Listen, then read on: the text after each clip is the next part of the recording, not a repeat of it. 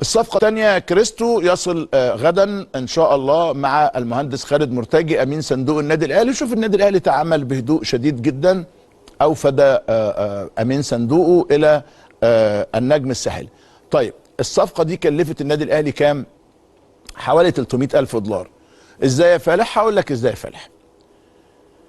الاهلي ليه مشكله مع نادي النجم الساحلي على اللاعب كوليبالي بتاع زمان يعني، وكوليبالي توقف ولعب وتوقف، كانت شغلانه وحدوته كبيره جدا للاعب، لكن في 900 او 910 الف دولار موجودين على نادي النجم الساحلي. في ادارتين محترمتين، اداره نادي النجم الساحلي واداره النادي الاهلي. السيد عثمان جنيح ده رئيس نادي النجم الساحلي وهو السابق، وهو الاب الروحي يعني للناس هناك بحكم علاقته مع كابتن حسن حمدي رئيس الاهلي السابق، وايضا مع الكابتن محمود الخطيب. قعدوا يوصلوا لحلول، لازم كل حاجه فيها تفاوض يعني. فوصلوا الصفقه ب1,250,000 دولار.